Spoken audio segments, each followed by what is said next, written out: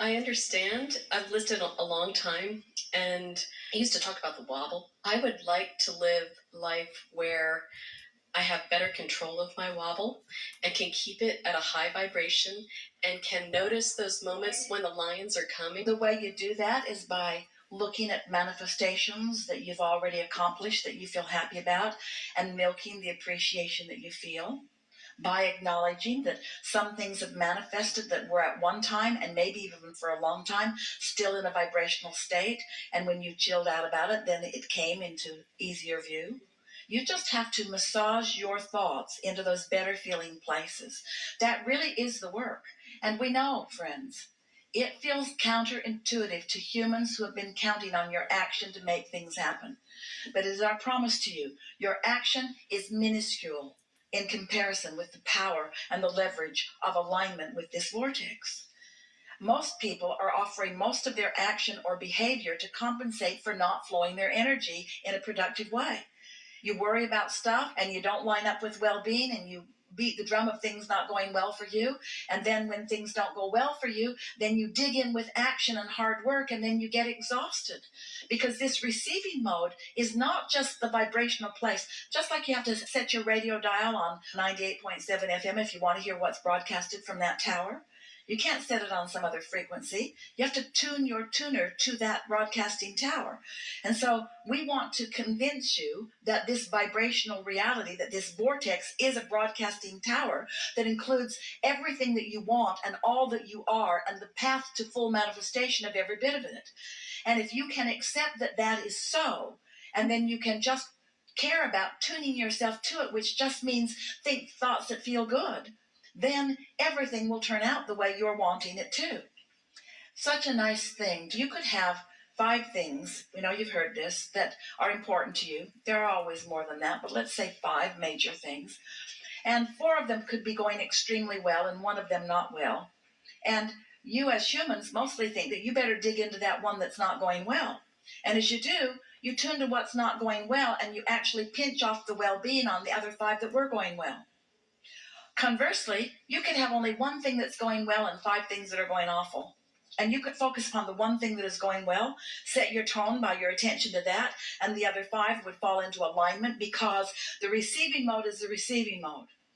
But when you believe that you have to work hard to compensate for inferiority or for past wrong deeds, or when you feel that you have to work hard in order to justify your existence, all of those things are so contrary to what your inner being knows about your readiness and your worthiness that you get crosswise of the energy, and then you do offer more effort, and then you get tired. Where if you're feeling good about yourself and others, if you're looking for positive aspects, if you're counting your blessings, so to speak, looking for reasons to feel good, not having knee-jerk reactions to so many things, then you're in the receiving mode, but the receiving mode is also the replenishing mode.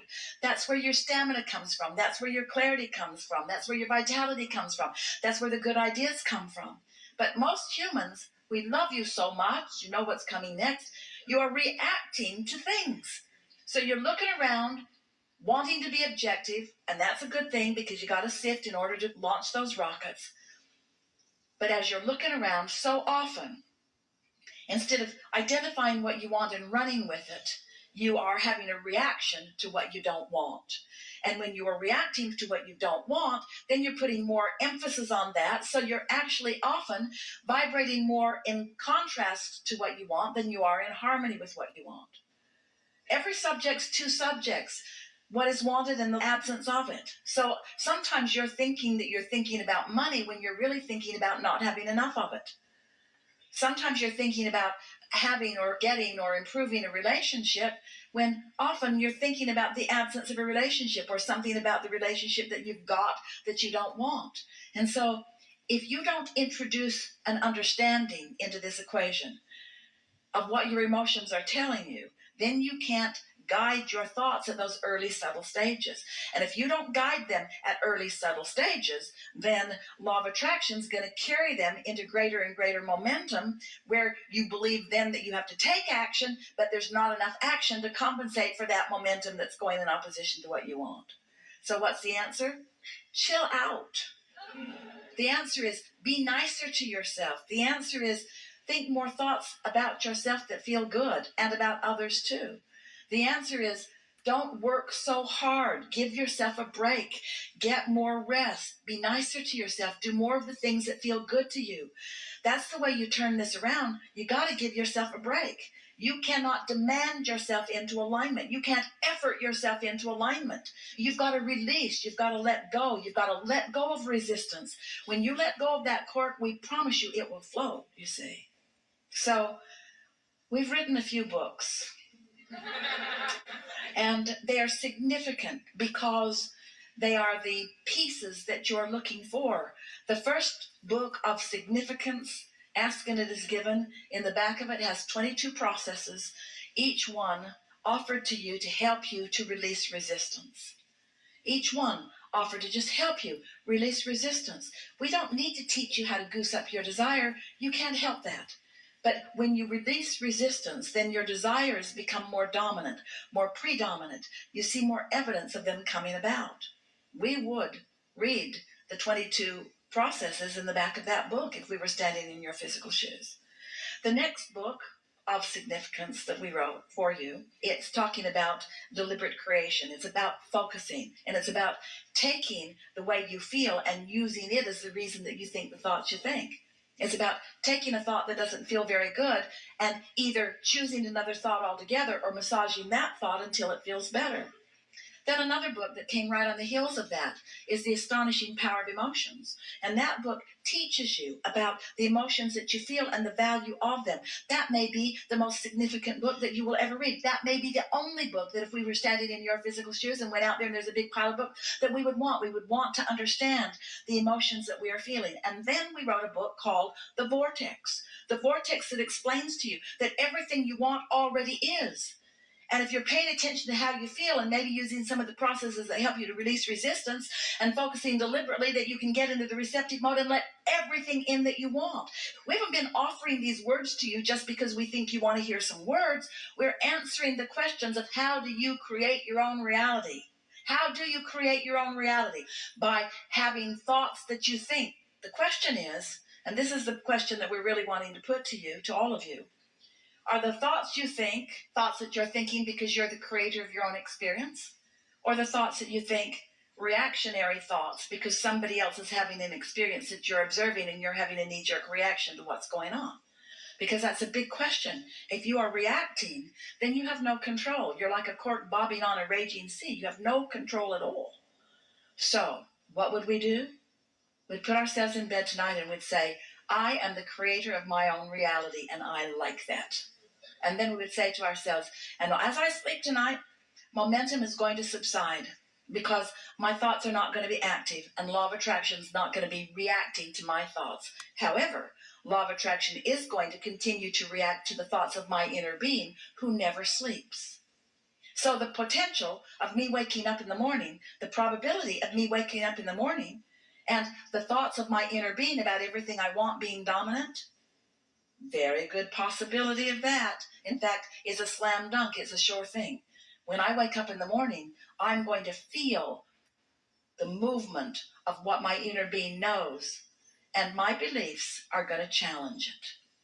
But each time a belief challenges the path that my inner being has laid out for me to the success of joy that I seek, I'll feel some soft negative emotion. And when I feel it, I can adjust my thought right then and there. And if you will do that tomorrow, and the next day, and the next day, and the next day, it won't be 30 days before you will have bridged your beliefs to be more in harmony with what your inner being knows to be. And you're going to have evidence all around you. Evidence all around you of breakthrough after breakthrough. And you know what a breakthrough is? A breakthrough is you breaking through your own resistance. Only two ways to have a breakthrough. Either really get that train going so fast that it doesn't matter what the wall of resistance is, your train's going to break through it. That's hard on you and your train. Or, little by little, release the resistance so there is no hindrance to who you are and what you're asking for. So now you understand the way creation, deliberate creation works.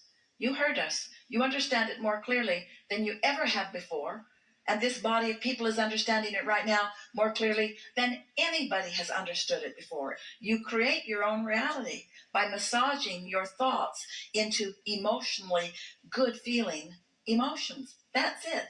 That's really all that it is. That's really all that it is. I've heard it before. I've heard you say that, and I've tried going to bed at night and setting an intention. And now listen to what you're doing here, because you're beginning right now, even with all of that, to argue for your limitations just a little bit. Because we stacked up about 47 engines going that way, and then you said, I've tried it before, and I'm not so sure that it's working for me. I'm a good focuser, and it works when I go that way. It works that way too. But catch yourself doing that, in other words, and that was your knee-jerk. In other words, when we say you create your own reality, your knee-jerk, given the vibration that you hold, is, I'm not so sure about that because I don't think I would do things that I don't want to myself. That's a sort of knee-jerk reaction. And so we don't want you to heed our words or follow our words or do what we say. We want you to care about the way you feel and choose better feeling thoughts. So our question to you, to all of you, is, how do you think you came to being willing to endure negative emotion? What's up with that? Why would you choose a thought that doesn't feel good when you could choose a thought that does feel good? Well, maybe it's because you wanted the contrast to help you really launch some rockets. Maybe you wanted to be a little hard on yourself so that you'd ask in a stronger way. Maybe you wanted to deprive yourself of what you really want for a while so that you really care about it. Sometimes you do that to your kids. You say, no, wait till your birthday or wait till Christmas. I want you to really want this before you get it, because then when you get it, you'll really like it. So you sort of train yourself to hold yourself apart from the well-being that would be there all the time. But we're really putting a straightforward question to you, to all of you. Why would you, what would cause you to be willing to deprive yourself of feeling good? Why would you beat up on yourself? And the answer is, you don't like yourself very much. And the reason that you don't like yourself very much is because you've been looking to disconnected people to like you, and they don't like you very much. But it's not personal. They don't not like you because you're not likable. They don't like you because they're not in a likable mood. It's not personal.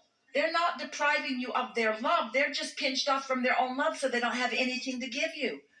And everybody's going to give you what they're feeling. So if they're all pinched off and you say, look at me and give me something, they're going to give you something that you don't like.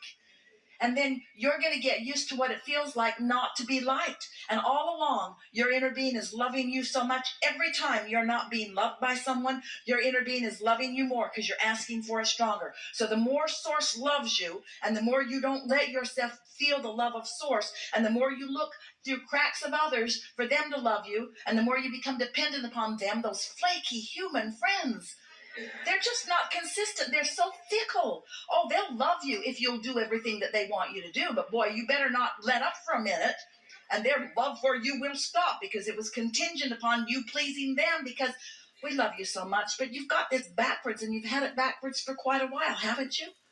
But when you get it turned around and you begin to accept that when I feel love, that means I've opened the conduit, and the love that is me is flowing through me, not through me only to others, but through me and to me and through me. When you're loving someone else, do you know who receives the greatest benefit of your love? You do, because your valve's wide open and every cell of your body is resonating with the love that is flowing through you, you see.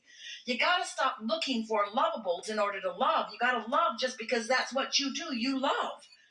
And then when you get in that vibration of love, oh, lovable shows just show themselves. You've got to talk yourself into feeling good about you. You got to talk yourself into feeling good about the situation. And it's really worth it. It's a big payoff, because when you keep your valve open no matter what, then good just keeps flowing to you. But if you pinch your valve off for some petty little reason that really isn't important, because you've got some beliefs that you've been dragging around that haven't served you that well anyway, then life can be a sort of hard road.